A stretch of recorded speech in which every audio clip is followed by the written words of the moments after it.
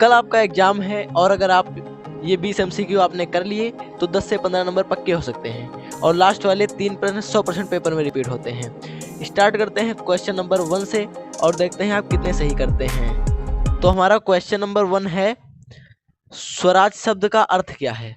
स्वराज शब्द का क्या अर्थ है? देखो, मैं आपको कॉन्सेप्ट के साथ लेकर चलूंगा, आप लोग वीडियो में एंड तक बने रहिएगा तो आपको MCQs अच्छे से समझ में आ जाएंगे, डरने की कोई जरूरत नहीं है। देखो, स्वराज, स्व मतलब होता है स्वयं, राज मीन्स शासन करना, यानी स्वयं का शासन करना। तो इसमें ऑप्शन ए है ब्रिटिश शासन। ब्रिटिश शासन तो मतलब हो जाएगा ब्रिटिश सरकार का शासन, और स्वशासन, स्वशासन इसका सही आंसर हो जाएगा। ठीक है, ये स्वशासन है, ऑप्शन बी इसका सही जवाब हो जाएगा।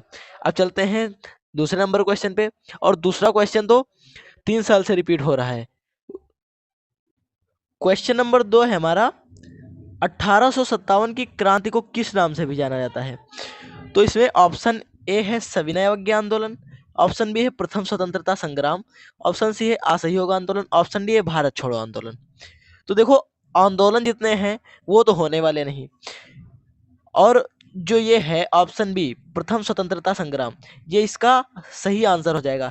ऐसा क्यों? देखो, 1857 की क्रांति में कौन सी क्रांति हुई थी? फ्रांस की क्रांति हुई थी 1857 में, वो पहली क्रांति ही थी, इसलिए इसका नाम प्रथम स्वतंत्रता संग्राम रख दिया गया था। ठीक है, चलते हैं नेक्स्ट क्वेश्चन पे। हमारा 3 नंबर का क्वेश्चन है, खेड़ा सत्याग्रह किस राज्य में हुआ था? खेड़ा सत्याग्रह किस राज्य में हुआ था? Option A Bihar, option B Gujarat, option C Maharashtra, option D Punjab. ये क्वेश्चन आप लोगों को कमेंट में बताना है कि ये खेड़ा सत्याग्रह किस राज्य में हुआ था। वैसे मैं आपको बता दे रहा हूँ कि खेड़ा सत्याग्रह जो है ये गुजरात में हुआ था। ठीक है, गुजरात में। और हमारा अगला क्वेश्चन है, हिंद स्वराज पुस्तक किसने लिखी थी? ठीक है, हिंद स्वराज पुस्तक किसने लिखी थी? Option A Jawaharlal Nehru, option B Mahatma Gandhi, option C Subhash Chandra Bose, option D Bal Gangadhar तिलक। दोस्तों, मैं एक बात आपसे और बता दूं, अगर आपको इसमें से जो क्वेश्चन भी आते हैं उनका आंसर आपको कमेंट में बताना है, ताकि मैं जानूं तो कि भाई कितने लोग अच्छे से पढ़ने वाले हैं। अगर आपको कोई क्वेश्चन आता है तो उसको आपको कमेंट में बताना है। तो इसका सही जवाब है ऑप्शन बी महात्मा गांधी। महात्मा गांधी जी ने हिंद स्वराज पुस्तक लिखी थी। ठीक है, हमारा अगला क्वेश्चन है, साइमन कमीशन भारत कब आया था? यानी साइमन कमीशन का आगमन भारत में कब हुआ था? Option A 1928, option B 1919, option C 1935, option D 1942। तो इसमें आपको कमेंट में बताना है कि कौन सा ऑप्शन सही होगा। मैं आपको बता दे रहा हूं, इसका सही जवाब हो जाएगा ऑप्शन ए 1928। साइमन कमीशन जब भारत आया था तो हमारे भारत के क्रांतिकारियों के द्वारा साइमन गो बैक का नारा दिया गया था। साइमन गो बैक का, यानी साइमन वापस जाओ, साइमन वापस जाओ का नारा दिया गया था। आपसे एग्जाम में पूछा जा सकता है कि साइमन गो बैक का नारा किनके द्वारा दिया गया था?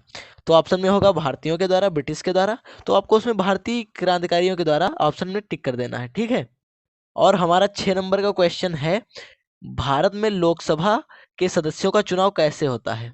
ऑप्शन ए परोक्ष चुनाव, ऑप्शन बी प्रत्यक्ष चुनाव, ऑप्शन सी राज्यपाल द्वारा, ऑप्शन डी राष्ट्रपति द्वारा। तो इसमें हमारा ऑप्शन बी सही हो जाएगा, क्योंकि भारत में लोकसभा के सदस्यों का प्रत्यक्ष चुनाव होता है। ठीक है, अब चलते हैं नेक्स्ट क्वेश्चन पे। हमारा अगला क्वेश्चन है, भारत का संविधान कब लागू हुआ था? ऑप्शन ए 15 अगस्त 1947, ऑप्शन बी 26 जनवरी 1950, ऑप्शन सी 26 नवंबर 1949, ऑप्शन डी 2 अक्टूबर 1950। ठीक है, ये तो भाई आम क्वेश्चन है, ये तो सबको पता होना चाहिए। आप सभी को कमेंट में बताना है इसमें से कौन सा आंसर सही होगा। तो इसमें ऑप्शन बी सही हो जाएगा, 26 जनवरी 1950 को भारत का संविधान लागू हुआ था। अब चलते हैं अगले क्वेश्चन की तरफ। हमारा 8 नंबर का क्वेश्चन है, संघीय व्यवस्था यानी फेडरल सिस्टम का अर्थ क्या है? ऑप्शन ए एक ही सरकार, ऑप्शन बी राजतंत्र, ऑप्शन सी केंद्र और राज्य के बीच शक्तियों का विभाजन, ऑप्शन डी है सैन्य शासन। तो इसमें से कौन सा आंसर सही हो जाएगा? ऑप्शन सी सही होगा, केंद्र और राज्य के बीच शक्तियों का विभाजन, इसी को संघीय सरकार बोलते हैं। ठीक है, अब हमारा 9 नंबर का क्वेश्चन है, भारत में पंचायती राज कितने स्तरों पर होता है? ऑप्शन ए 2 स्तर, ऑप्शन बी 3 स्तर, ऑप्शन सी 4 स्तर, ऑप्शन डी 1 स्तर। तो इसमें हमारा ऑप्शन बी सही हो जाएगा, 3 स्तर। भारत में पंचायती राज 3 स्तरों पर होता है। अब बढ़ते हैं नेक्स्ट क्वेश्चन की तरफ। अब हमारा 10 नंबर क्वेश्चन पूछ रहा है, काली मिट्टी मुख्यतः किस फसल के लिए उपयुक्त होती है? ऑप्शन ए गेहूं, ऑप्शन बी चावल, ऑप्शन सी कपास, ऑप्शन डी जूट। तो इसमें आप लोगों को कमेंट करना है। देखो, काली मिट्टी जो होती है ये कपास की खेती के लिए उपयुक्त होती है। आप लोग इसको एक ट्रिक से याद कर सकते हैं। देखो, का से काली मिट्टी होता है और का से कपास। इस ट्रिक से आप लोग याद रख सकते हो कि काली मिट्टी कपास के लिए उपयुक्त होती है। ठीक है। अब हमारा 11 नंबर क्वेश्चन पूछ रहा है, भारत की सबसे लंबी नदी कौन सी है? Option A Yamuna, option B Ganga, option C Godavari, option D Narmada. तो इसमें हमारा ऑप्शन बी सही हो जाएगा, गंगा नदी। क्योंकि जो गंगा नदी है वो भारत की सबसे लंबी नदी है। ठीक है। हमारा 12 नंबर क्वेश्चन है, हरित क्रांति का संबंध किससे है? ऑप्शन ए उद्योग, ऑप्शन बी कृषि, ऑप्शन सी शिक्षा, ऑप्शन डी बैंकिंग। तो इसमें हमारा ऑप्शन बी सही हो जाएगा, कृषि। हरित क्रांति का संबंध कृषि से है। अच्छा दोस्तों, अब आप लोग वीडियो को लाइक करके अपनी अटेंडेंस लगा दो।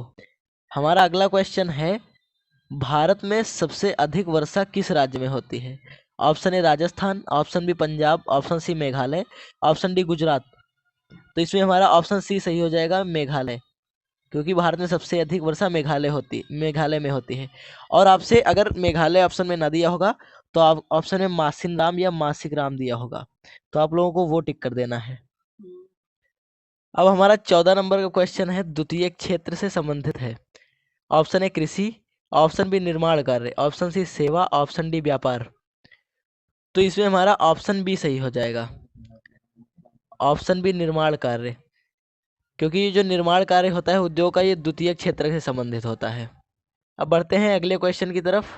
अब हमारा 15 नंबर क्वेश्चन है, जीडीपी का पूरा नाम क्या है? ऑप्शन ए सकल घरेलू उत्पाद, ऑप्शन बी है सामान्य विकास योजना, ऑप्शन सी वैश्विक घरेलू नीति, ऑप्शन डी सरकारी विकास उत्पाद। तो देखो, मैं आपको इसको डिटेल में बता दे रहा हूँ। पहले तो इसका ऑप्शन ए सही हो जाएगा, सकल घरेलू उत्पाद। ऐसा क्यों? देखो, इंग्लिश में जीडीपी का फुल फॉर्म होता है gross gross domestic gross domestic product. इसका मतलब होता है, ग्रॉस का मतलब सकल यानी कुल, और डोमेस्टिक का मतलब घरेलू, प्रोडक्ट का मतलब उत्पाद। तो इसलिए इसका ऑप्शन नंबर ए सही हो जाएगा। अब हमारा अगला 16 नंबर क्वेश्चन है, बैंक में जमा किए गए धन को क्या कहते हैं? यानी आप लोग जो बैंक में पैसा जमा करते हो उसको क्या कहते हैं? ऑप्शन ए होता है जमा डिपॉजिट, ऑप्शन बी ऋण लोन, ऑप्शन सी साख, ऑप्शन डी कर। तो ये तो भाई सबको पता होगा, तो आप लोग कमेंट में बताइए इसका आंसर क्या होगा। ऑप्शन ए जमा, यानी जब हम लोग बैंक में पैसा डिपॉजिट करते हैं तो यही तो कहते हैं कि बैंक में पैसा जमा करने जा रहे हैं। इसलिए इसका ऑप्शन नंबर ए सही हो जाएगा। अब हमारा 17 नंबर क्वेश्चन है, भारत के राष्ट्रपति का चुनाव कौन करता है? Option A Lok Sabha, option B Rajya Sabha, option C निर्वाचक मंडल, ऑप्शन डी प्रधानमंत्री। तो इसका हमारा सही जवाब हो जाएगा ऑप्शन सी निर्वाचक मंडल। क्योंकि जो निर्वाचक मंडल होता है वही राष्ट्रपति का चुनाव करता है। अब हमारा 18 नंबर का क्वेश्चन है, सविनय अवज्ञा आंदोलन कब शुरू हुआ था? Option A 1920, option B 1930, option C 1942, option D 1919। तो इसमें से हमारा ऑप्शन नंबर बी सही हो जाएगा, 1930। सविनय अवज्ञा आंदोलन 1930 में स्टार्ट हुआ था। अब हमारा 19 नंबर क्वेश्चन है, भारत में सबसे अधिक चाय उत्पादन किस राज्य में होता है? Option A Kerala, option B Assam, option C Punjab, option D Bihar. तो ये तो आपको पता होना चाहिए क्वेश्चन। इसका ऑप्शन नंबर बी सही हो जाएगा। एक चैप्टर है आपके इंग्लिश सब्जेक्ट में, T from Assam, T from Assam. उसमें डिटेल में बताया गया है कि असम में चाय कैसे बनती है और कैसे उगाई जाती है। तो जिस बच्चे ने इंग्लिश का ये चैप्टर अच्छे से पढ़ा होगा उसको अच्छे से पता होगा कि भारत के असम में चाय का उत्पादन अधिक किया जाता है। अब हमारा लास्ट क्वेश्चन है 20 नंबर, उपभोक्ता संरक्षण अधिनियम कब लागू हुआ? Option A 1986, option B 1991, option C 2000, option D 1975। तो इसका हमारा ऑप्शन नंबर ए सही हो जाएगा। उपभोक्ता संरक्षण अधिनियम 1986 में लागू किया गया था। अब आप लोग कमेंट में लिखो आपका स्कोर कितना आया। 20 में से जिसका 15 प्लस होगा उसका एग्जाम टेंशन खत्म। वीडियो में जाने से पहले वीडियो को एक लाइक कर दो और चैनल को सब्सक्राइब कर लेना। और अगर आपको इसका पीडीएफ नोट्स चाहिए तो कमेंट में बताओ, मैं पीडीएफ नोट्स आपको प्रोवाइड करा दूंगा। मिलते हैं नेक्स्ट वीडियो में।